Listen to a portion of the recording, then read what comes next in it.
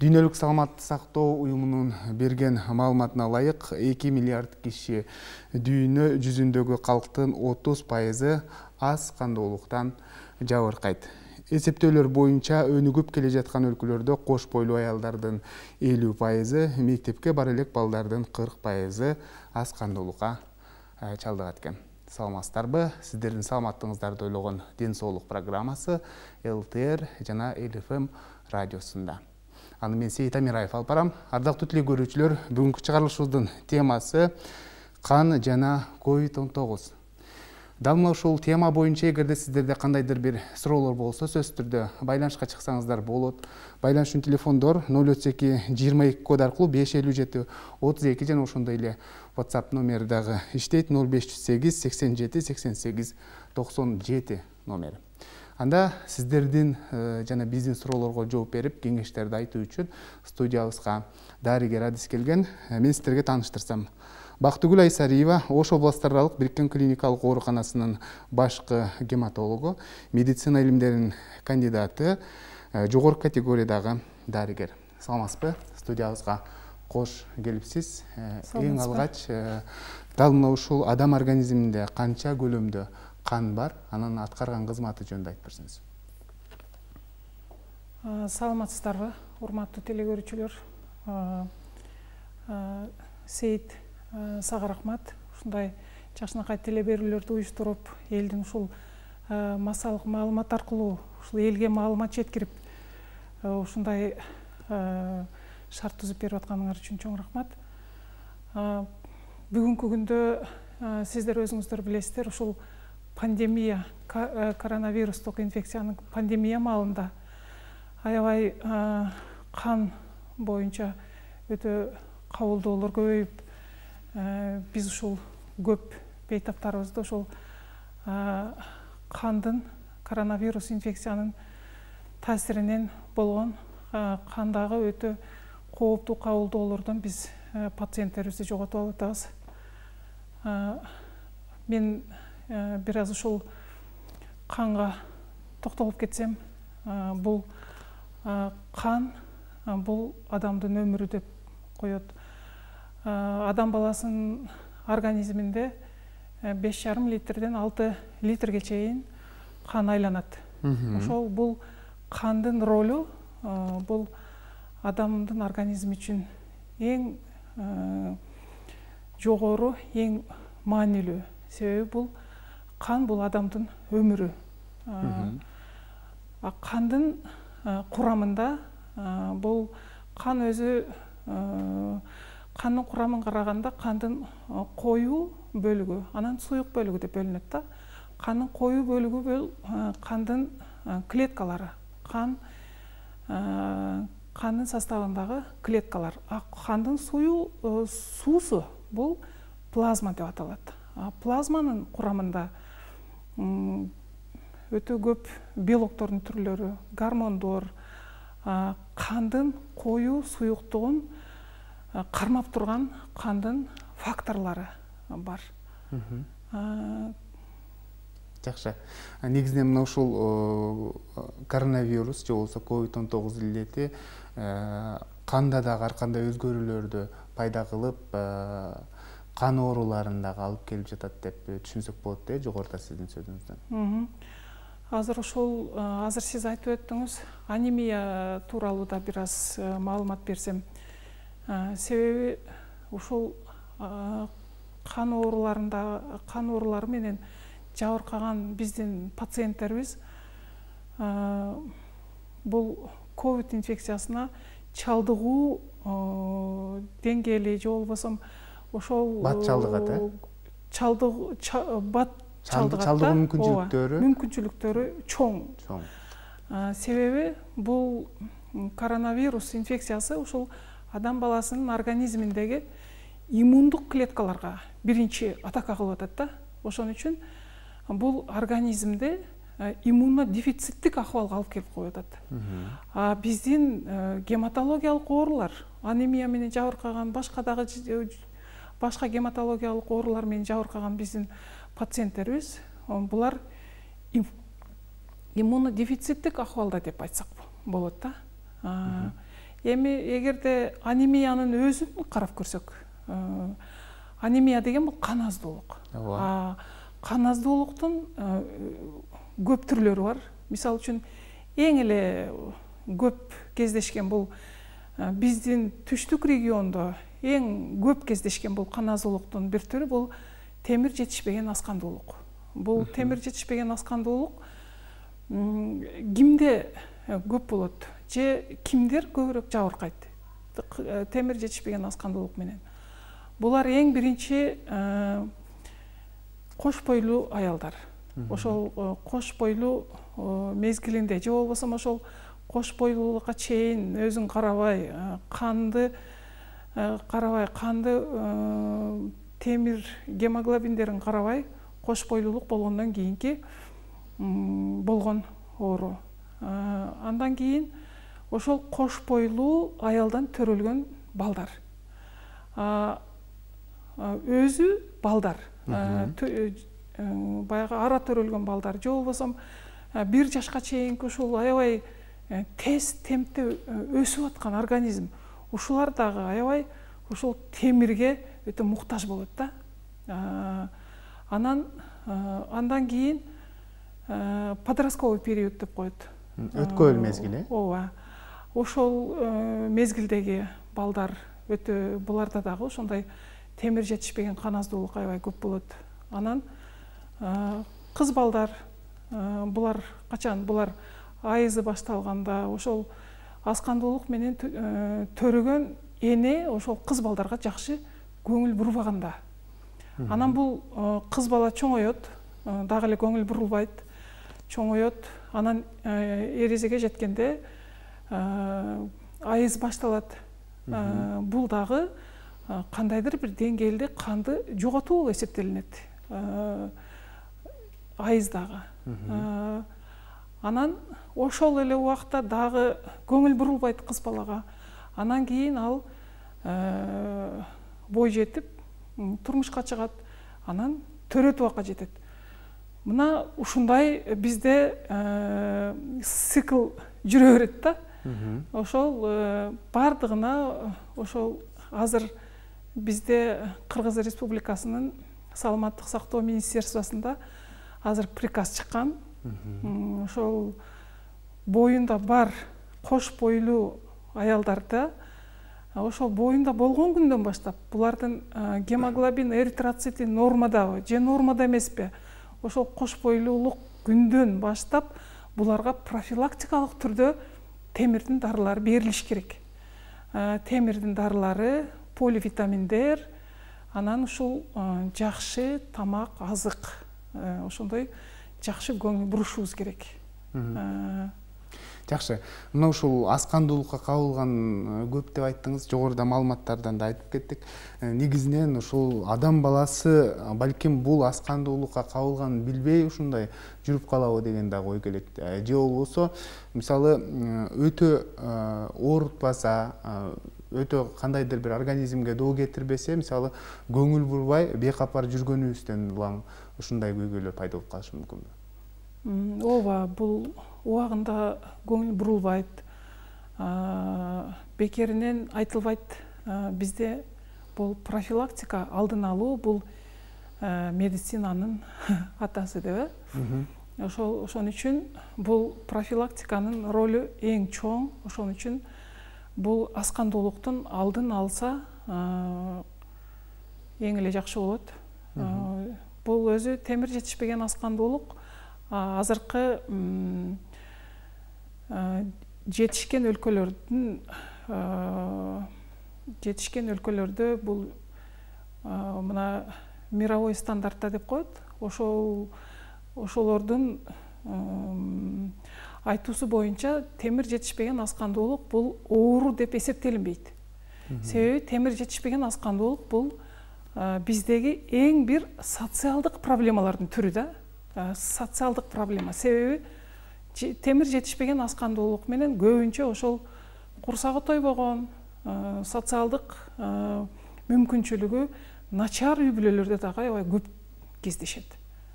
Ошон үчүн бул оору деп эсептелинбейт. Бул ошол кан аздуулук орысча айтканда кан аздуулук состояние. Ушул жакшы. Адам өзүнүн ушул кан аз экенин кантип байкаса болот? Эмне кандай белгилер билинет? Балким көрүүчүлөрүбүз байкабай жүргөндүр. Кан аздуулуктун эң бирден бир симптому бул каны түшө баштаганда адам алсырайт, алы кетет, тезирээк басып койсо энтигет, жүрөктөрү дүкүлдөйт, көкүрөктөрү ачышат, баш айланат, кулакка куулдап үн угулат, анан тамакка табити начарлайт. Ушул симптомдор бул анемиянын симптомдору. Урматтуу теле көрүүчүлөр, ардактуу угармандар, эгерде дал ушул тема боюнча кан жана COVID-19 деген теманын алкагында кандайдыр бир суроолор болсо, сөзсүз түрдө байланышка чыксаңыздар болот. Байланыштын телефондору 032 22 коду аркылуу 55732 жана ошондой эле WhatsApp номери дагы иштейт 0508 87 88 97 номери. Маегибизге кайрылып келсек, негизинен жогоруда айттыңыз да, бат кабылат COVID-19 илдетине. Биз билгенден, менин ушул акылымдын жетиши боюнча, эгерде адам аз кандуулук менен ооруса, анын иммунитети төмөндөп кетет. Ошол себептен ооруга бат кабылат, анан оору кандай өтөт ал адамда, ушул боюнча айтып берсеңиз. Мен айтып кеттим, ушул аз кандуулукта, ушул кан ооруларында иммунитет аябай төмөн болот. Анан ушул ковидке кабылган оорулар иммунодефициттик акыбалга жетет. Ошондуктан биз ушул кан оорулары менен, анемия менен жабыркап, анан ковид инфекциясына жабыркап калган ооруларыбызда кабылдоолор өтө көп болот. Өмүргө сыйбаган өтө коркунучтуу кабылдоолор болот. Ошон үчүн ушул профилактикалык мераларды өтө жакшы жүргүзсө, ушул массалык маалымат аркылуу ушул элибизге алдын алууну аябай күчөтсө, адамдарга үйрөтсө, ушул максат. Жакшы, мына ушул COVID-19 илдетине кабылганда адам баласы кандай өзгөрүүлөр пайда болот? Эмнеге дуушар болот? Ушул боюнча айтып берсеңиз. Азыр коронавирус инфекциясынын эң бирден бир адамдын өмүрүнө эң коркунуч келтирген кабылдоолордун бири бул ушул гемостазды бузуу болуп атат да. Бул гемостаз деген, кичине түшүнүк берип кетсем, бул гемостаз деген кандын бир эле убакта коюу жана бир эле убакта суюк акыбалдагы салмакта. Мисалы үчүн, адамда эмнеге кан тынымсыз айланып турат. Кан коюлуп да кетпейт, кан суюлуп бир жерден кан агып да кетпейт. Бул эми мен оорубаган адам жөнүндө айтып атам да. Ушул салмак, ушуну медицинада бул гемостаз деп коет. Ошол эң биринчи коронавирус инфекциясында ошол гемостаз бузулуп атат да. Кайсы жагына бузулуп атат? Эң биринчи бул ошол кандын коюлуп кетүү коркунучу болуп атат. Кан коюлганда организмдеги эң майда кан тамырлар жарылып, ошол жерде тромбоз болуп, кан уюп, кан уюгандан кийин сиздер билесиздер, бул ошол органдарда, ошол клеткаларды бул өлүмгө дуушар кылат да. Клеткалар өлүмгө дуушар болгондо бул орган дагы иштен чыгат. Бул майда кан тамырлар кайсы органдарда көп? Бул эң биринчи бул өпкөдө, боордо, бөйрөктө, баш мээде, кожада, ушул органдарда бул майда кан тамырлар өтө көп жайгашкан. Ошон үчүн эң биринчи кооптуу ушундай кабылдоолорго ушул органдар кабылып атат да. Жакшы. Ошол себептен улам бүгүнкү күндө социалдык тармактарда ар кандай кайрымдуулук фонддору жарыялап калганын окуп калабыз да, кан керек. Мынанчанчы группадагы кан керек. Тез арада кайрымдуу болуңуздар деген ушундай чакырыктар менен жазып жатышат да. Бүгүнкү күндө ковид илдетин дарылоодо сөзсүз түрдө кан куюу болуп жатыптыр де. Ушул боюнча айтып берсеңиз, кандай учурда ошол бейтапка кан куюлат? Азыр мен сиздерге айтып атам, бул кандын уюу касиети бузулганда, кандын уюу касиети бузулганда бул эң бир коркунучтуу, бул биздин пациенттерди өлүмгө дуушар кылып атат да. Көбүнчө ушул пациенттердин өлүмү ушул ДВС синдром деп коет. Бул ошол гемостаздын бузулуусунан. ДВС синдром деген ошол майда кан тамырлардын бузулуусу, кан айлануунун бузулуусу. Ошондуктан азыркы учурда биздин ошол азыр дарыланып жаткан, ушул ковид инфекциясынан дарыланып жаткан бейтаптарыбыздын 60-70% ушул плазмага муктаж болуп атат. Себеби эмнеге? Бул плазмада адамдын ошол кандын плазмасында ошол кандын суюктугун кармап тура турган элементтер, белоктор бар да. Плазмада антитромбин 3 деген бар. Ошол антитромбин 3 ошол кандын коюу суюуна эң көп роль ойногон бул гормон. Ошол коронавирустун таасири менен ошол кан ушунчалык кан уюп өтө жаман акыбалга жетип калып атат да. Ошондо биз ошол плазманы куйганга биз муктаж болуп атабыз. Плазмага азыр өтө муктаж болуп атабыз. Ошол эң бирден бир адамдын өмүрүн алып кала турган бул адамдын плазмасы болуп атат. Кандын плазмасы. Өзү антитромбин деген бул дары түрүндө да бар. Антитромбин 3 деп укол түрүндө чыгат, бирок ал өтө кымбат. Биздин бейтаптар аны ала албайт. Экинчиден бул бизде Кыргызстанда чыкпайт. Жакынкы биздин коңшу мамлекеттерде да чыкпайт бул. Ошон үчүн бул жетишкен өлкөлөрдө чыгат бул дары. Акчасы дагы өтө кымбат болот. Жакшы, мына ушул кан куюуда, кан куюлгандан кийин ошол жана сиз айтып аткандай кан уюп калат, коюланып кетет деп атпайсызбы? Ошол нерсе жөнгө салынабы? Анан канча жолу бейтапка кан куюу керек? Же болбосо ал ошол ооруган адамдын абалына жараша болобу? Бул азыр дүйнө жүзүндөгү ушул коронавирус менен күрөшүп аткан, коронавирусту дарылап аткан дарыгерлер мировой стандартта ушул биздин өзүбүзгө жакын жайгашкан өлкөлөрдө бүт ушул өтө чоң суроо атат да. Бул плазманы көп куюш керекпи же куйбаш керекпи? Куйганда биз кандай пайда алабыз? Куйбай койсок биз кандай зыян алабыз деген. Анан эми бизде ошол лабораториялык көрсөткүчтөр деп коет да. Ошол кандын уюу деңгээлин көрсөтө турган бизде лабораториялык изилдөөлөр бар. Лабораториялык анализдер бар. Ошол анализдер мына биздин Ошо областтык клиникалык ооруканасында ошол бүт түрү жогорку деңгээлде аныкталат. Бул кайсы лабораториялык көрсөткүчтөр? Булар ушул кандын кеңири түрүндөгү анализи, же болбосо бул развернутый анализ крови деп коет. Ушул анализ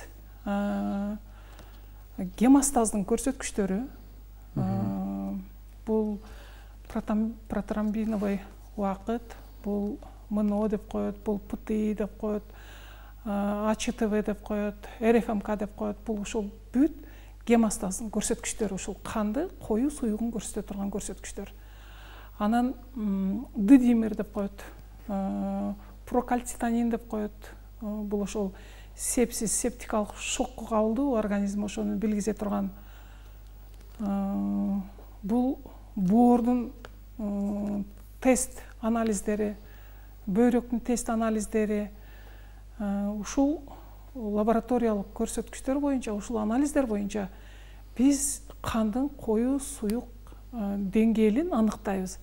Анан бул ошол ДВС процесс канчалык бул организмге жайылып кетти, бул канчалык пайызда бул организм жабыркап атат, биз ушулардын көрсөткүчтөрү боюнча аныктайбыз. Ошолордун көрсөткүчтөрү боюнча өзүнүн протоколу бар. Азыр билесиздер, клиникалык рекомендациялар бар, мировой протоколдор бар. Биздин өзүбүздүн жергиликтүү мына саламаттык сактоонун протокол, дарылоо боюнча рекомендациялар бар. Ошол жерде бүт баары көрсөтүлгөн. Ошол кайсы убакта плазма куюлат, кайсы убакта плазма куюлбайт. Плазманы куюуга түздөн түз көрсөткүч болгондо биз плазманы куюуга аргасыз болобуз. Бул жаңы тоңдурулган плазма деп коет. Бул жөнөкөй эле плазма эмес. Баягы канды алып туруп, ошол кан донордун канын алып эле, ошол эле замат канды экиге бөлүп, коюу түрүнө, анан суусуна бөлүп туруп, плазманы тоңдуруп коесуздар, тез убакытта тоңдурулат. Ошол тез убакытта тоңдурулганда плазманын курамында ошол элементтер өтө жакшы сакталат. Биз мына ушул тез тоңдурулган плазманын жардамы менен биз ушул биздин областтык клиникалык ооруканада өтө көп бейтаптардын өмүрүн сактап калып атышат биздин дарыгерлер. Жакшы. Кийинки суроо телегөрүүчүдөн келиптир. Саламатсыздарбы? Мына ушундай ковид илдетине кабылганда дейт, канда кандайдыр бир кабылдоолор, өзгөрүүлөр болбош үчүн дейт, алдын алыш үчүн биз эмне кылышыбыз керек деген суроону калтырыптыр да. Ушул бул мен мындай деп түшүнүп атам, азыр бул ошол кандын коюу суюк касиетинин бузулушунда. Азыр оорубайт экен. Эгерде кабылып калсам, менде дагы ушундай кабылдоолор болбош үчүн эмне кылышым керек азыр деген суроону калтырып. Эгерде бейтап ошол коронавирус илдетине кабылса, эгерде бул коронавирус илдетине кабылбаса, кандай профилактикалык иш жүрүш керек дегендей маанайда. Бул эң биринчи бул өзүңүздүн артериялык басымга көңүл буруңуз. Ашыкча салмак болбогонго көңүл буруңуз. Сахарный диабет, кандын кан тоорусуна каршы кандай профилактикалык мералар бар, ошолор боюнча туура тамактануу, өз убагында уктоо, туура тамактануу, аябай ушулар, мен ойлойм, бул ошол ковид инфекциясына кабылбоонун бирден бир алдын алуулары болуп эсептелинет. Жакшы, кийинки суроо телегөрүүчүдөн. Саламатсыздарбы? Гемоглобин төмөн дейт, кантип көтөрсөм болот? Аны дары-дармек ичишим керекпи, же болбосо натуралдуу азыктар менен да көтөрсөм болобу? Кайсыл азыктар ушул канда гемоглобинди көтөрөт деген суроону калтырыптыр да. Бул мен жана айтып кеттим, кан аздуулуктун көп түрлөрү бар. Ошон үчүн кан аздуулуктун түрүн аныкташ керек биринчи. Аны үчүн сиз биринчи үй бүлөлүк дарыгериңизге кайрылышыңыз керек. Анан үй бүлөлүк дарыгер, эгерде ушул гематолог дарыгерге көрсөтүүгө, ошол гематолог дарыгердин кеңеши керек деген болсо, анан бизге жолдомо берет. Анан гематологко келип көрүнсөңүздөр, ошол диагностиканы тактап, анан ошо сиз кандай дарылоо жүргүзүшүңүз керек, ошону биз кеңеш беребиз. Жакшы. Бул пандемияга байланыштуу бүгүнкү күндө сиздерде ушул кан жана кандын компоненттерине болгон суроо талап 2 эселеп өсүүдө десек дагы болот экен да. Азыркы учурда жетиштүүбү? Кандай иш аракеттер жүргүзүп жатасыздар? Бул жактан мисалы сөзсүз түрдө бейтаптын өмүрүн сактап калууда.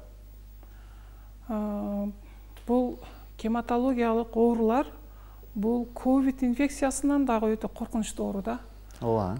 Себеби бул ковид инфекциясысыз эле ошол гематологиялык оорулардан кабылдоосунан биз көп ооруларды жогото алып атпайбызбы?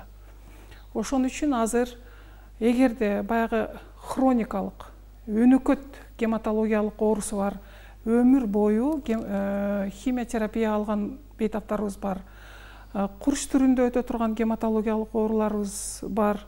Ошол эгерде өтө чоң көрсөткүч ушул сөзсүз түрдө ушул гематологиялык бөлүмгө келип дарылоо көрсөткүчү аз болсо, биз ошол жерде өзүнүн жашаган жеринде ошол үй бүлөлүк дарыгерлердин көзөмөлүндө болуп туруусун азыр суранып жатабыз. Себеби бул дагы биздин пациенттин өтө өмүрүнө чоң коркунуч келип атпайбы? Алар алыс жактан келет, кандай машинага түшүп келет, кандай адамдар менен булар контакт болуп келет, ал белгисиз да. Ошон үчүн ошол үйүнөн чыкпай, ошол үй бүлөлүк дарыгерлердин көрсөтмөлөрүн аткарып, ошол эле учурда биз онлайн консультацияларды берип жатабыз азыр. Азыр мен ушул телевидениядан пайдаланып, мен ошол үй бүлөлүк дарыгерлерге, региондордогу үй бүлөлүк дарыгерлерге мен аябай чоң рахмат айтып кетет элем. Себеби алар ушул азыр ушул телефондон бизде Кудайга шүгүр ушул интернет иштеп атат бардык жерде. Ошол WhatsApp аркылуу, видео вызов аркылуу биз менен онлайн консультация алып, бизден жардам сурап, консультация сурап, кандай кылганда биздин бейтаптарыбызга жардам берем деп, биздин региондогу үй бүлөлүк дарыгерлер дагы аябай жакшы жумуштарды аткарып атышат. Жакшы, телекөрүүчүдөн суроо келиптир. Саламатсыздарбы? Менин каным дейт, гемоглобиним 120 дейт. Анан кээде дейт, башым айланат дейт. Башым айланат, эмне кылышым керек деген суроону калтырып. Бул аял киши бекен, эркек киши бекен? Эгерде аял киши болсо 120 гемоглобин көрсөткүч, бул аял киши үчүн бул норма. Эгерде 120 гемоглобин менен баш ооруса, бул башы оорунун себеби башкада, аны такташ керек. Эгерде 120 гемоглобин менен эркек киши болсо, эркек кишиге бул 120 гемоглобин аз көрсөткүч. Ошон үчүн 120 гемоглобин менен бул эркек кишиде баш оору болушу мүмкүн. Ошон үчүн мунун себебин такташ керек. Мен дагы эле ошондой сиздерге кеңеш берем. Өзүңүздөрдүн үй бүлөлүк дарыгерге кайрылыңыздар. Ооба, аял киши болсо жок, бул баш оорунун себеби башкада. Жакшы, биз маегибизге бир аз тыныгуу жарыялап, азыр болсо видеороликке кезек берсек, андан соң кайрадан жолугушабыз. Биз менен бирге болуңуздар. Ушул учурда беткап тагынуу зарыл. Эл топтолгон коомдук жайларда жана 1,5 метр аралыкты сактоого мүмкүн болбогон учурда жабык бөлмө же кеңселердин ичинде бир нече адамдар менен чогуу болгон учурда, ошондой эле коомдук транспорттордо, базарларда жана соода түйүндөрдө беткап тагынуу зарыл. Ден соолугуңузга кам көрүңүз жана саламатта болуңуз.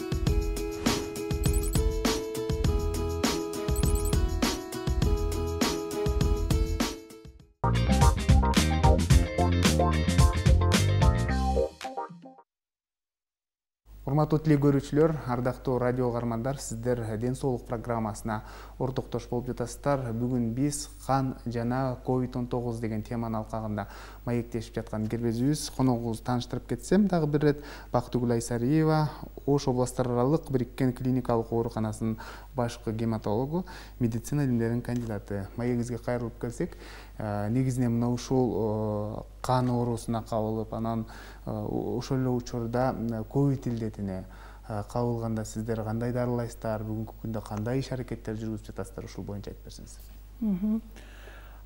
Бул кан оорусуна, коронавирус оорусуна кабылган бейтаптарыбызда мен азыр айтып атам, эң эле өтө кооптуу кабылдоолордун бири бул кандын өтө коюлуп, тромбоздун өрчүп кетиши деп атам.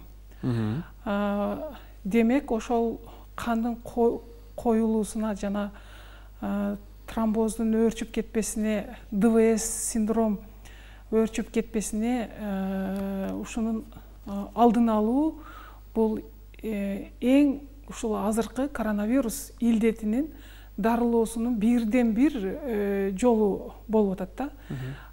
Азыр бизге дагы аябай чоң жардам болуп атат. Мисал үчүн, мына бизге чейин ушул мына өнүккөн өлкөлөрдө миңдеген, миллиондогон ооруларды дарылап атышпайбы врачтар? Ошолордун азыркы массалык маалыматка берген кеңештери, мына журналдарга, газеталарга чыгып аткан ошол өздөрүнүн башынан өткөн иштери жөнүндө берген кеңештери бизге өтө чоң жардам болуп атат да. Азыр эми кандай алдын алуу профилактика жүргүзүлүш керек бул кандын коюлуп кетпеш үчүн? Ошол эгерде бул бейтап ошол коронавирустун эң биринчи белгилери байкалып, эгерде жеңил түрдө өтсө, биз бейтаптарды үйдө болуусун суранып атабыз. Эгерде ошол убакта кандын коюлуп кетпеш үчүн бул убагында температура басымын, температураны көтөрүлүп кетүүсүнө каршы температураны түшүрө турган дарыларды убагында ичип, температураны түшүрүп, анан экинчиси бул биз суюктукту көп ичкиле деп суранып атабыз. Ошол бул суюктукту көп ичкиле деген нерсе бул ошо кандын айлануусун жакшыртат. Кандын коюлуп кетпөөсүнө эң бирден бир профилактика болуп эсептелинет. Мен ушул дагы бир ирет суранып кетем ушул теле көрүүчүлөрдөн. Себеби биздин эл суу ичкенди билбейт. Мисалы үчүн биз бейтаптан сурайбыз. Ушундай көп ичкиле суюктукту 3 литрден 5 литрге чейин ичкиле. Азыркы ысык күндө. Ооба, ысык күндө. Ооба, туура айтасыз. Азыркы ысык күндө бул организм өзү дагы сууну жоготуп атпайбы? Талап кылып атат. Ошон үчүн канча суюктук ичтиңиз деп сурасак, 2 стакан, 3 стакан дешет. Ошон үчүн мен дагы суранып кетем. Бул азыркы жайдын ысык күндөрүндө кабыл ала турган суу 3 литрден 5 литрге чейин жетиш керек. Себеби бул тер менен, анан заар аркылуу организм жоготуп турат. Температура көтөрүлгөндө организм суюктукту дагы көбүрөөк жоготот. Ошон үчүн бул дагы ошол кандын коюлуп кетпесинин алдын алган бир профилактикасы болуп эсептелинет. Анан үчүнчүсү, ошол эгерде бул ошол коронавируска чалдыгып жеңил түрүндө үйдө, эгерде бул бейтаптын жашы 60-тан ашкан болсо, ошол бейтапта өнөкөт оорулар болсо, мисалы үчүн жүрөктүн, өпкөнүн, боордун, жок мен боорду кошпойм, бул өпкөнүн, жүрөктүн өнөкөт оорулары жана кан басымы жана ашыкча салмагы болсо, бул бейтаптар сөзсүз түрдө дарылоо жүргүзүш керек. Бул кандай түрдө? Бул таблеткалык түрдө. Бул эң биринчи бул антиагрегант деп коет. Бул курамында аспирин бар таблеткалар. Буну биздин эл аябай жакшы билет. Бул кардиомагнил, бул аспирин, бул тромбаз, бул тромбопол. Ушуларды булардын өлчөмүн кандай өлчөмдө ичиш керек, буну сөзсүз түрдө дарыгер менен кеңешиш керек. Андан кийинки антикоагулянт деп коебуз. Ошол канды дагы коюлтпай суюлтуп турган дарыны профилактикалык түрдө таблетка түрүндө ичиш керек. Таблетка түрүндө аны дагы ошол кандай өлчөмдө, канча жолудан, муну дагы дарыгердин кеңеши менен ичилет. Эгерде бул жеңил түрүндө бейтабыз, жанагындай өнөкөт оорулары жок болсо, анда ошол температураны түшүрүп, суюктукту жакшы ичип, анан антиагрегант курамында аспирини бар таблетканы ичип турса, ошол жетишет. Бул кандын коюлуусуна жол бербейт. Жакшы, биз ушул байкап калдык жакынкы арадан бери. Адамдар чуркап, жөө басып, ушундай тоого чыгып чуркап, тердеп дагы ушундай физикалык жумуштар жасап атат да. Бул да кандай кайсы бир өлчөмдө пайдасы барбы? Сөзсүз түрдө. Бул организмге өтө пайдасы бар. Себеби адам баласы кыймыл аракетте болгондо бул кан айлануу аябай жакшырат. Кан айлануу менен майда кан тамырлардын айлануусу да кан айлануу аябай жакшырат. Бул ашыкча салмакка алып келгенге жол бербейт. Гипертониялык ооруларга алып келбөөнүн дагы бирден бир жолу. Бул ошол физикалык активность деп коет да, ошол кыймыл аракет, бул гимнастика, булар ошол илгертеден бул профилактика болуп эсептелинип келген жакшы жашоо, жакшы ден соолук.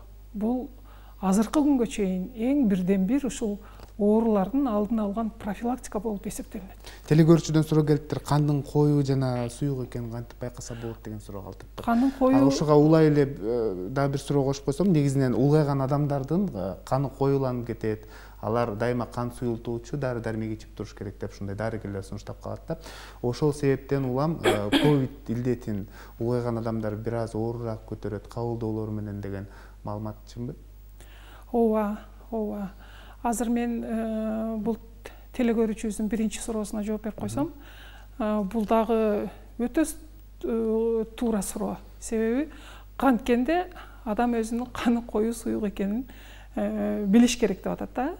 Эгерде ошол адам жанагы жашы бир аз улуу болуп, кандайдыр бир өнөкөт оорусу болуп, ошол менин каным кандай акыбалда экен, коюу акыбалда экен, ошону билсем десе, анда сөз түрдө жана мен айткан лабораториялык анализдерден өтүш керек. Ал азыр биздин республиканын деңгээлинде, региондордо, шаардын деңгээлинде бул анализдер аныкталат. Жакшы, экинчи суроо боюнча. Экинчи суроо бул улгайып калган адамдарда дедиңиз, Биз мына бекеринен мына коронавирус инфекциясына чалдыккан бейтаптардын арасында жана группа риска деп атпайбызбы? Бекеринен биз ошол группа рискага 65 жаштан өткөн адамдарды киргизбей атабыз да. Себеби ошол 65 жаштан өткөн адамдардын организминде кан ошо көбүрөөк коюлган акыбалга чалдыгат экен да. Анан 65 жаштан өйдө адамдарда ошол көбүрөөк өнөкөт оорулар кездешет экен. Анан баягы организм карый турган, эми бул физиологиялык процесс болуп атпайбы? Ошол физиологиялык процесс дагы өзүнүн ошол өтө чоң ролун ойнойт экен да. Жакшы, кийинки суроо. Мен гемоглобиним дейт 148, аял кишимин дейт. Мурда 90 болчу дейт. Ооругандан кийин ушундай болду дейт. Муну кандай түшүнсөк болот? Эгерде ошол 90дон 148 эле болуп кетсе, бул эң биринчи буну кайталап такташ керек. Бул туура анализби? Экинчиден, ошол эгерде оорудан кийин ушундай болгон болсо, анда сөзсүз түрдө бул кандын анализдерин тапшырып, ошол кандын гемостазын анализдерин тактап коюш керек экен. Жакшы. Бүгүнкү күндө чындыгында канга жана анын компоненттерине болгон суроо талап аябай күч деп айттыңыз жогоруда. Анан азыркы учурда дагы ушундай донор болом дегендерди кабыл алып жатасыздарбы? Ошол кандын запастарын топтоого аракет кылып жатасыздарбы, ушул боюнча айтсаңыз? Ооба, Сейит, сизге чоң рахмат ушул проблеманы козгоп атканыңызга. Азыр биз ушул коронавируска кабылган бейтаптарыбыздын көпчүлүк пайызына биз ушул жаңы тоңдурулган плазманы куюуга аргасыз болуп атабыз. Ошон үчүн бул коронавирус илдети, мен айтып атам, бул эң биринчи ошол канга атака кылып, ошол канды жабыркатат, жабыркатуу пайызы өтө чоң болуп атат. Ошон үчүн ушул мен телекөрүүчүлөрдөн, мекендештеримен азыр суранып кетет элем. Эгерде кимде ким ушул мүмкүнчүлүгү болсо, ден соолугу таза болсо, ушул биздин кан борборго келип, кан тапшырып, донор болуп берсе деп өтө суранып кетет элем. Себеби азыр биздин ошол көп бейтаптарыбыз ошол канга муктаж болуп, кан жетишпөө деңгээлине келип калып атабыз. Жакшы. Сиз донор болсоңуз болот. Жерлерде өзүнчө кан борборлору бар. Ошол эле учурда Ош областар аралык бириккен клиникалык ооруканасындагы кан борбору бар. Ошол жерге келсеңиз болот. Анан кимдер донор боло алат, кимдер боло албайт? Ошол боюнча айтсаңыз, себептенде көрүүчүлөр мисалы көрүп жаткан бүгүнкү күндө инсандар бардыгы эле кайрымдуулук кылып, бир адамдын болсо да өмүрүн сактап калсак деген ой жашап жатат да адамдарда. Чоң рахмат. Бул кан тапшыруу пункттары ар бир райондо бар.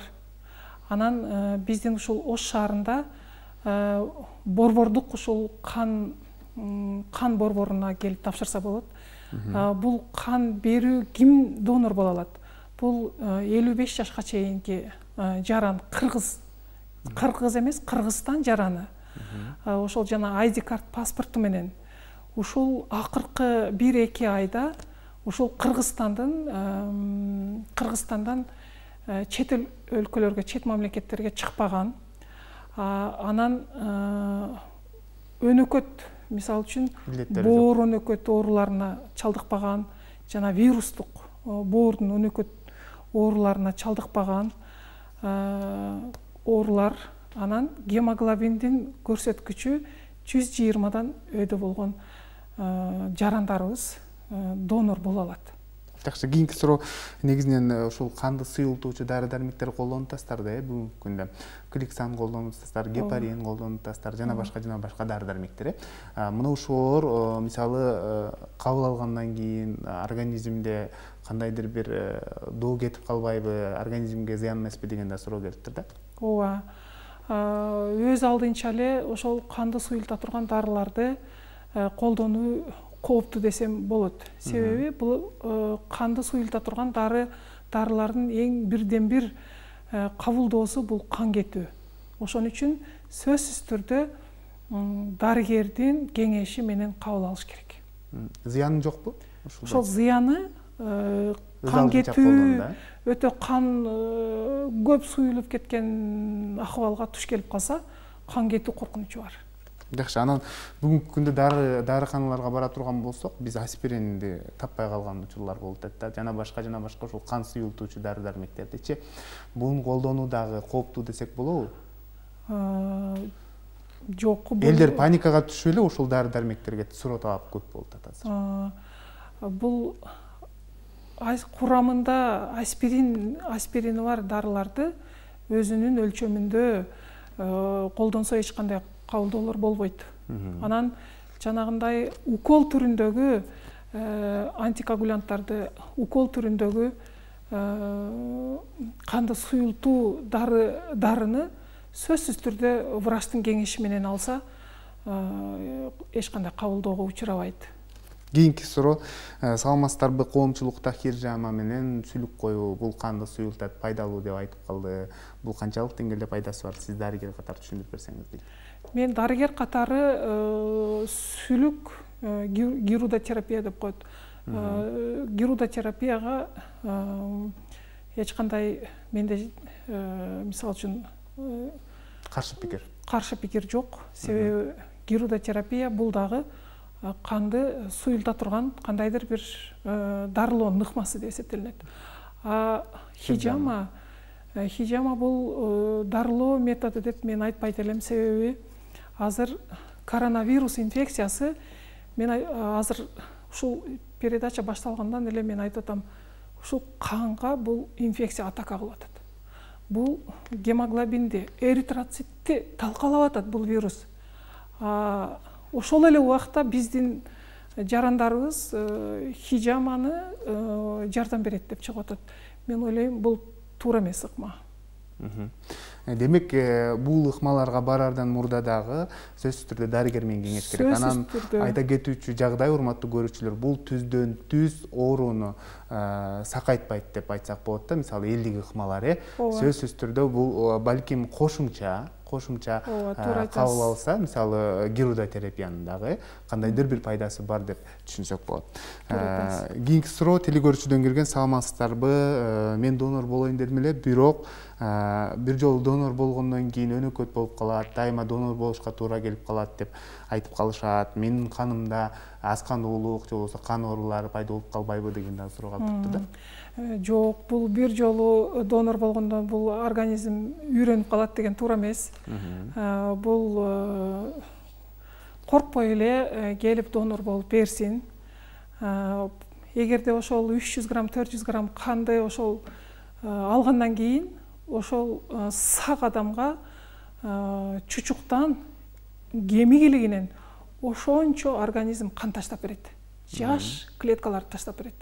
Ошон үчүн эң коркпой келип донор болуп бериңиздер деп суранып атам. Демек, бул кан тапшыруу дагы, донор болуу дагы бул организм үчүн өзгөчө пайда деп түшүнсөк болот, себептен да жаңылануу болот деп атпайсызбы? Ооба. Туура айтасыз. Бул ошол клеткалардын ордуна организм жаңы клеткаларды таштап берип атпайбы? Ордун толуктап атат.